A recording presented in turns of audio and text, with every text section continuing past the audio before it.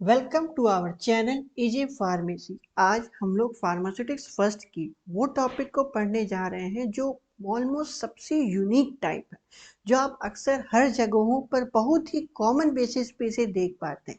उस टॉपिक का नाम है, उस सबसे यूनिक टॉपिक का नाम है सेमी सॉलिड, यानी कि वैसा सैंपल, जिस तरीके का डोजेज फॉर्म, क्योंकि हम लोग फार्मास्यूटिक्स में हर अलग अलग तरह के डोजेज फॉर्म्स को पढ़ते हुए आ रहे हैं। ये डोजेज फॉर्म इस तरीके का है जिसमें सॉलिड का भी मिक्सिंग है हल्का अमाउंट में, और कुछ अमाउंट में लिक्विड का भी मिक्सअप है, यानी कि टोटल सॉल्यूशंस आप देख सकते हैं कि कुछ सॉलिड और कुछ लिक्विड का सैंपल मिला के एक सबसे यूनिक सैंपल को बनाया गया, सबसे यूनिक डोजेज फॉर्म्स को बनाया गया, उसे ही कहते हैं सेमी सॉलिड। यानी कि this is those type of dosages forms which are prepared by mixing of solid in a uniform way of a uniform size of a particular size, having a definite volume, having a definite quantity to be added with a defined volume, defined quantity of liquid in order to form a semi-solid type of dosage form। जैसा आप ये देख सकते हैं, आप देख सकते हैं कि जब पेस्ट की तरीके से भी आप सैंपल को देखें तो उसमें क्या था, उसमें जाने अनजाने में यही तो था कि लिक्विड और सॉलिड, इसी दोनों डोजेज फॉर्म्स का ही एडिशन था। आप ये देख सकते हैं कि मैंने सैंपल रूप में इसे दिखाने की कोशिश किया है। ये एक तरीके का सपोस्ट्री है जो अक्सर रेक्टल में डाला जाता है ताकि जो भी एब्डोमिनल में प्रॉब्लम हो उसे हम क्लेरिफाई कर सके। तो वो क्या है, वो एक तरीके का, इस तरीके का ये डोजेज फॉर्म्स हुआ जहाँ पे आप कॉमन मेडिसिन का यूज नहीं कर सकते, ना ही आप उसके लिए टैबलेट भी लेंगे तो कुछ टाइम टेकिंग के बाद ही रिएक्ट करेगा। वाटर को भी आप उतने बेसिस पे नहीं कर सकते, तो इसीलिए कुछ ऐसी जगहें हैं हम लोग के बॉडी सिस्टम में जहाँ की आप डायरेक्टली इन्वॉल्वमेंट नहीं कर सकते हैं किन्हीं भी चीज। तो ये एक ऐसे तरीके के डोजेज फॉर्म्स हुए जहां आप एब्डोमिनली इसे आप डालें और रेक्टल के थ्रू इसे डालें, और साथ ही साथ काफी अच्छा इसका रिजल्ट भी हमें मिल सकता है। सो आइए इसके बारे में एक एक करके जानकारी लेने की कोशिश करते हैं। सबसे पहली बात कि ये है क्या, आखिर ये जो सेमी सॉलिड है, वो सेमी सॉलिड का मतलब जैसा मैंने कहा था कि ये एक तरीके का ऐसा डोजेज फॉर्म है जिसमें सॉलिड भी है और लिक्विड भी है, एक डिफरेंट अमाउंट में मिलकर एक न्यू डोजेज फॉर्म का फॉर्मेशन हुआ है। यही चीज यहाँ पे भी लिखा कि सेमी सॉलिड डोजेज फॉर्म, इससे पहले इंक यहाँ बदल लेते हैं। Semi solid dosages forms are the products when applied to the skin to treat the pathological conditions and protect from other harmful environment.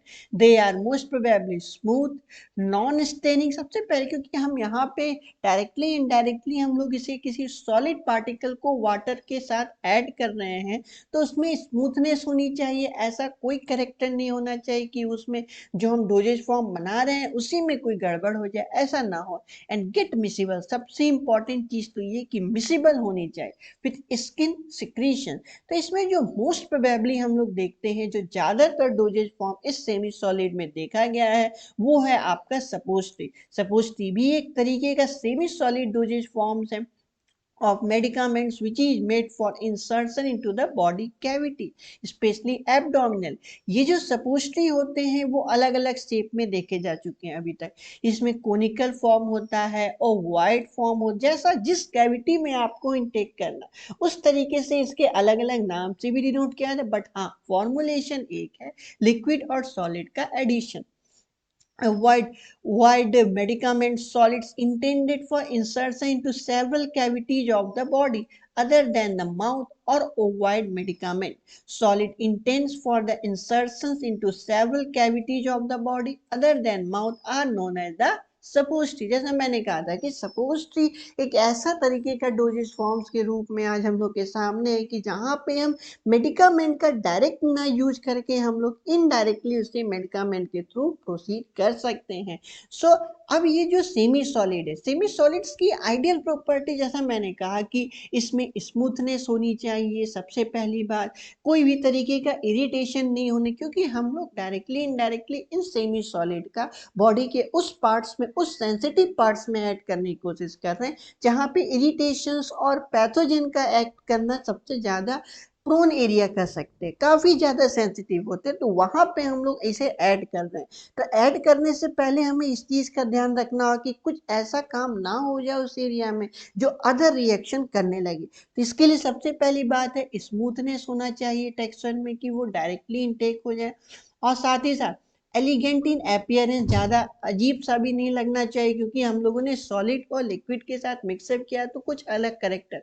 और सबसे मोस्ट प्रोबेबली तो नॉन डिहाइड्रेटिंग और नॉन हाइग्रोस्कोपिक इन नेचर होना चाहिए, कि water का intake भले हो बट ऐसा ना हो कि अगर इन्वायरमेंट के कांटेक्ट में लाया गया तो वो तुरंत वाटर को एब्जॉर्ब करे और अपना काम, अपनी थेरापेटिक एक्टिविटी वहीं लूज कर जाए। ऐसा बिल्कुल नहीं होनी चाहिए।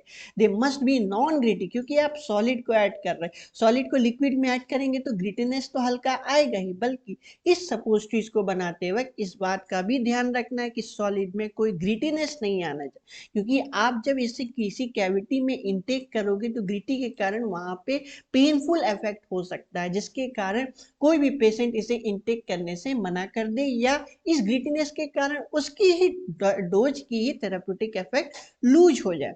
सो अल्टीमेटली इन सभी चीजों को हमको बहुत ध्यान रखने होंगे किसी भी सेमी सॉलिड को बनाने से पहले। अब हम लोग देखते हैं कि सेमी सॉलिड्स का आज जो डोजेज फॉर्म्स है अवेलेबल मार्केट में, वो किस किस फॉर्म्स में है। वो आपके ऑइंटमेंट्स के फॉर्म में, जो कि हाइड्रोअल्कोहलिक प्रिपरेशन, क्रीम्स के भी फॉर्म में सेमी सॉलिड को देखा गया है, पेस्ट के भी फॉर्म में, जेल के भी फॉर्म में, पॉल्टिसी जो साइटोप्लाज्मिक होते हैं, प्लास्टर जो आप अक्सर देखते हैं कि अगर किसी बोन में डिस्ट्रक्शन हुआ तो वहाँ प्लास्टर, वो क्या है, ये भी तो एक तरीके का सेमी सॉलिड ही डोजेज फॉर्म है। सो अल्टीमेटली यही चीज देखा गया है कि यहाँ पे जो पेस्ट का यूज किया गया है वो भी एक तरीके का इमल्सन तो है ही, बल्कि एक सेमी सॉलिड के फॉर्म में भी उसे देखा जा चुका है। सो सबसे इंपॉर्टेंट चीज ये सब में ये है कि सपोस्ट्री, जो अक्सर हम लोग के फार्मेसी में सबसे ज्यादा बनने वाला जो डोजेज फॉर्म है सेमी सॉलिड में स्पेशली, वो है आपका सपोस्ट्री। सपोस्ट्रीज भी जैसा मैंने कहा था कि जिस जिस कैविटी में हमें इसका ऐड करना होगा, मोस्ट प्रोबेबली हम लोग एब्डोमिनल एरिया में इसका यूज ज्यादा करते हैं। तो जितना जहां जहां पे इस एब्डोमिनल एरिया में जहां जहां पे हम लोग यूज करेंगे उनके नाम अलग अलग होंगे, बट हाँ, इनके जो प्रोसेस होंगे वो ऑलमोस्ट एक ही होंगे। राइट। अब जैसा मैंने कहा कि अगर मेल में यूज करना है तो रेक्टल सपोस्ट्रीज का नाम लिया गया। रेक्टल सपोस्ट्री यानी कि रेक्टम में डालने वाला वो सपोस्ट्री जो सिस्टमेटिक इफेक्ट शो कर सके, वही चीज है यहाँ पे लिखा। These are meant for insertion into the rectum for producing systemic effects. The rectal suppository which are used for systemic effects may contain analgesic, antispasmodic, tranquilizers and sedative effects. अब female में यूज होने वाला suppository उसे हम लोग vaginal कहते हैं। The vaginal suppository are also known as the pessary, जो कॉमन नेम से जाना जाता है। इसे हम लोग कहाँ यूज करते हैं, तो mean for insertion into the vaginal cavity. और साथ ही साथ यूरेथ्रा में अगर हम लोग यूज करते हैं तो इसे हम लोग बॉगीज के नाम से जानते हैं, और ये पेंसिल शेप का होता है। The urethral suppositories are meant for insertion into the urethra. तो ये आप देख सकते हैं कि जहां ये ऑलमोस्ट ये तीन एरियाज भी अब्डोमिनल ही एरियाज हैं, जहां पे इनका यूज किसी कॉन्स्टिपेशंस में यूज हो सकता है, या कोई, या हम कह सकते हैं कि सपोस्ट्रीज का जैसा हम लोगों ने देखा कि रेक्टल सपोस्ट्रीज एक एनाल्जेसिक यानी कि पेनफुल, एंटी स्पाज्मोटिक, ट्रांसक्विलाइजर, सिडेटिव जैसे इफेक्ट्स को भी ये न्यूट्रलाइज कर रहा है। इसका मतलब कि जो सपोस्ट्रीज है ये एक ऐसा तरह का यूनिक डोजेज फॉर्म बना जो जिसे हम लोग सॉलिड में भी, या हम कह सकते हैं कि उस तरीके का यूज हम लोग कर सकते हैं जिसमें जो कि हम लोग टैबलेट के थ्रू ना कर पाए, लिक्विड डोजेज फॉर्म्स के थ्रू ना कर पाए। तो सपोस्ट्री उसमें से सबसे यूनिक कैरेक्टर हुआ कि आप डायरेक्टली यूज करके इसका थेराप्यूटिक इफेक्ट को डिटरमाइन कर सकते हैं।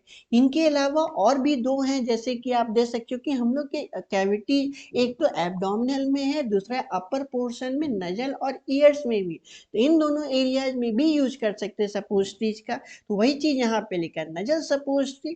The nasal suppository are are also called as the nasal bougies या bouginaria. The nasal suppositories are meant for introduction to the nasal cavity. साथ ही साथ ear cones are use for the insertion into the ear, they are also known as the ऑरिनेरिया।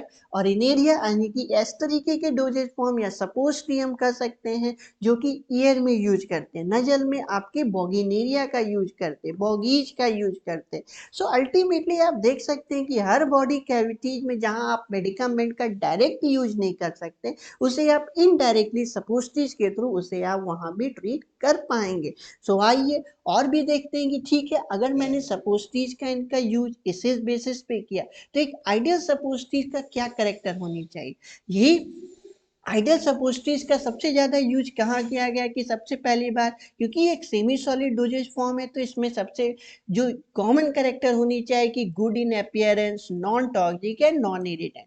सब और दूसरी बात, क्योंकि हम इसे बॉडी कैविटी में यूज कर रहे हैं तो जहाँ कहीं भी जिस भी प्रोसेस के थ्रू उसे हम अप्लाई कर रहे हैं बॉडी में, उसके साथ वो कॉम्पेटेबल होनी चाहिए। अगर वो उसके साथ कॉम्पेटेबल नहीं है तो शायद वो हमारा जो डोजेज फॉर्म से जो बहुत ही सेंसिटिव है तो उसमें डिस्टर्बेंस आ सकता है। सो रिलीज, और दूसरी बात जो सपोस्ट्रीज हम लोग यूज कर रहे हैं वो रिलीज मेडिकामेंट रियली बहुत ही जल्दी तरीके से वो अपना एक्शन भी शो करे। और दूसरी बात इसका, जैसा मैंने कहा था पिछले स्लाइड में कि एनाल्जेसिक में ही, एनाल्जेसिक के लिए क्या होनी चाहिए कि इसमें जो क्योंकि सेमी सॉलिड है उसमें मेल्टिंग कैरेक्टर काफी हाई होनी चाहिए ताकि जैसे ही अप्लाई करे वो मेल्ट करे और टेम्परेचर को लूज कर दे। वही चीज यहाँ लेगा, it should melt at body temperature और dissolve in the body fluids. तो अल्टीमेटली हमारा जो सपोस्ट्री है वो सारे करेक्टर को फॉलो अप करना चाहिए ताकि वो नॉन इरिटेंट भी रहे और साथ ही साथ कॉम्पेटेबल भी होनी चाहिए। तो आइए अब हम इसे देखते हैं कि इस, जैसा मैंने कहा था कि सपोस्ट्रीज के बहुत से ऐसे एडवांटेज हैं जो कि इसे बहुत यूनिक कैरेक्टर क्रिएट करते हैं, क्योंकि डायरेक्ट अप्लाई जैसा मैंने सिस्टम का, आप इसे यूज आप तुरंत इमरजेंसी कंडीशन में भी इसे आप यूज कर सकते हैं। जैसे यहाँ पे लिखा कि it is use to promote the evacuation of bowel, it avoid any gastrointestinal irritation. दूसरी बात, जिस बेबी में या किसी ओल्ड पीपल में जो पैलेटेबल नहीं है, आप ड्रग्स को नहीं ले पा रहे, आप वहां पे डायरेक्ट इनटेक अगर सपोस्ट्रीज का लेते हैं तो आपको बहुत ही जल्दी तरीके से इफेक्ट क्रिएट हो सकती है। यही चीज लिखा, बेबीज और old people who can not swallow और ओरल मेडिकेशन, उसके लिए सबसे अच्छा चीज suppositories can exert local effects on the rectal mucosa. But इनके इतने सारे एडवांटेज हैं, कुछ इसके ऐसे डिसएडवांटेज हैं जो कि इन्हें प्रिवेंशन से अगर किया जाए तो इनकी सेंसिटिविटी बची हुई रह सकती है। वही चीज यहाँ लिखा कि सबसे पहली बात कि इसमें कुछ एथिक्स भी आ जाते हैं और इसके लिए पेशेंट की एक्सेप्टेबिलिटी भी बहुत इंपॉर्टेंस रखती है, क्योंकि सपोज कि आप एब्डोमिनल एरियाज में ले रहे हैं तो पेशेंट्स को कुछ एथिक्स भी हो सकते हैं, एक बात। दूसरी बात कि आप उन डोजेज फॉर्म्स को ऐड कर रहे हो जो कि एक सॉलिड है, सॉलिड की अपनी कैरेक्टर होगी और लिक्विड की अपनी कैरेक्टर होगी, तो इसमें मेल्टिंग कैरेक्टर या एक दूसरे के कैरेक्टर को लूज करने की भी टेंडेंसी हो सकती है। तो ये सब भी आपको जब हम बनाए या इतने इतने ड्यूरेशन में दिया गया है तो उस ड्यूरेशन में इसे काम करना चाहिए। और साथ ही साथ इसका जो इफेक्ट है बोवेल का, तो इससे कुछ न्यू साइड इफेक्ट्स भी क्रिएट हो सकते हैं, ज़्यादा इमेटिक्स भी नहीं होनी चाहिए। यही चीज़ यहाँ लिखा कि suppose to have a problem of patient acceptability, in some cases the total amount of drug must be given and be either too irritating, देखिए, और in greater amount than reasonably can be placed into suppose.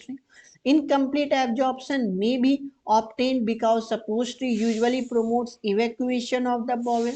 Suppositories are not suitable for those patients who are suffering from diarrhea. जैसा मैंने कहा कि excessive भी suppository use होने से भी साइड इफेक्ट्स क्रिएट हो सकते हैं। सो लास्टली हम लोग ये देख सकते हैं कि इन सपोस्टिज को अब ये बात होती है कि ठीक है, इनके कितने सारे इफेक्ट्स हैं। अगर हम इसे प्रिपरेशन की बात करें तो इस प्रिपरेशन में हम लोग इसका यूज करते हैं जैसे थियोब्रोमा ऑयल का, emulsified theobroma oil, hydrogenated oils, glycerol gelatin, soap glycerin, PG basis, इन सपोस्ट्री इन इन बेसिस का यूज करके मोस्ट प्रोबेबली हम लोग थियोब्रोमा ऑयल या पीजी बेसिस का ज़्यादा, और ग्लिसरीन जिलेटिन जो इजीली अवेलेबल, जैसे हाइड्रोजनेटेड ऑयल्स भी अवेलेबल है, तो इन बेसिस का यूज करके सपोस्ट्रीज को बनाते हैं। अब आइए इसको कैसे बनाया जा सकता है।